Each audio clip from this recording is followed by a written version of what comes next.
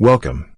In this e-learning module, I shall demonstrate and make you understand how to design the guide pillars in Catia V5. In the previous lesson, we had designed the guide pillar with dia 20 mm and length 230 mm. Right-click on the die plate and open it in the new window. Let's create the holes for the guide pillars. We are designing this press tool for the manual feed of the strip.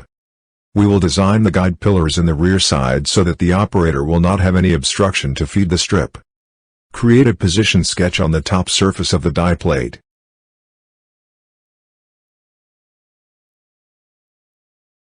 Sketch two circles.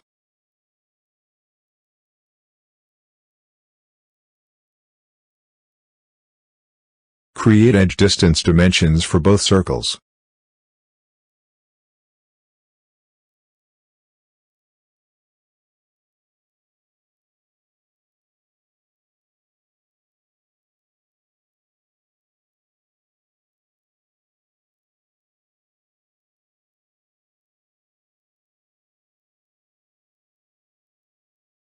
Update the diameter dimension of the first circle to 20 mm. Update the diameter dimension of the second circle to 25 mm. We are providing a different dimension for the second circle as we need to foolproof the assembly. Update the edge dimension to 1.5 times 25 mm, which is equal to 37.5 mm.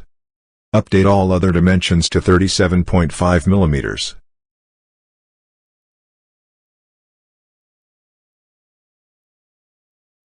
Make sure the sketch is fully constrained and exit the Sketcher workbench. Create a cut with the pocket command, with up to last option. Set the view to isometric and fit all in. Save the die plate. Now, let's create the guide pillar. Create a new part file with the part name as Guide Plate 1.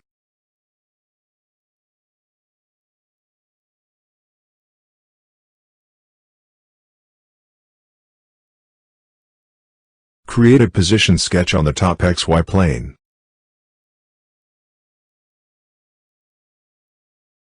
Sketch a circle. Update the diameter dimension to 20 mm. 20 mm is the guide pillar diameter. Make sure the sketch is fully constrained and exit the Sketcher workbench. Create a pad of thickness 230 mm. 230 mm is the length of the guide pillar. Provide a chamfer of 3 mm by 15 degrees to the edges of the guide pillar.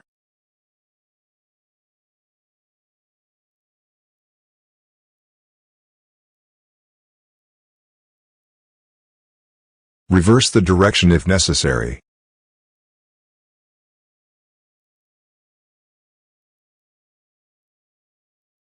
Provide a fillet of 0.5 mm to the edges of the chamfer provided earlier.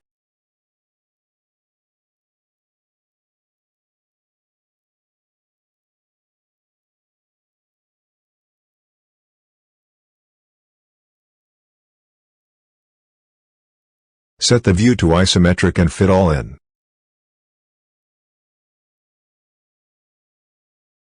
Save the guide pillar. Now let's create the second guide pillar. Click on File, Save As. Click on Save as New Document as we need a new file. Change the file name to Guide Pillar 2. Open the Guide Pillar 2.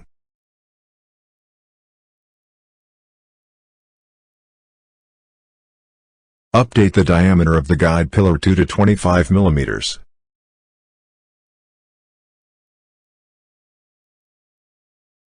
Set the view to isometric and fit all in. Save the guide pillar 2. Swap the window to the die assembly. Let's assemble the guide pillar 1. Click on the existing component command. Pick the die assembly. Pick the guide pillar 1 from the file selection window. Use the manipulation command and drag the guide pillar 1.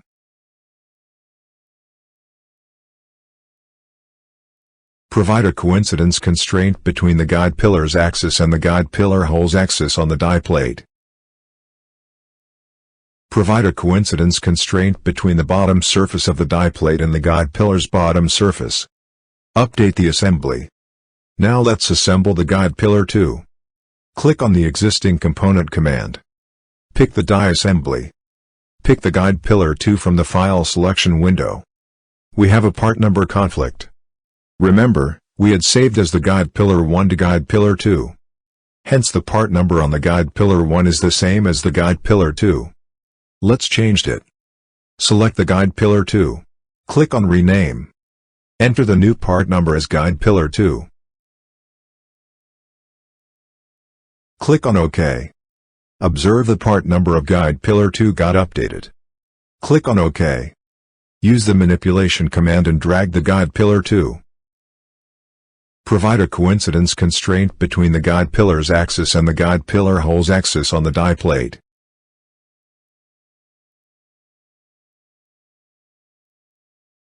Provide a coincidence constraint between the bottom surface of the die plate and the guide pillar's bottom surface. Update the assembly. Set the view to isometric and fit all in. Click on File, Save All, to save all the modified files in session. With this, we have successfully designed the guide pillars in Catia v5. That's all in this e-learning module. Thanks.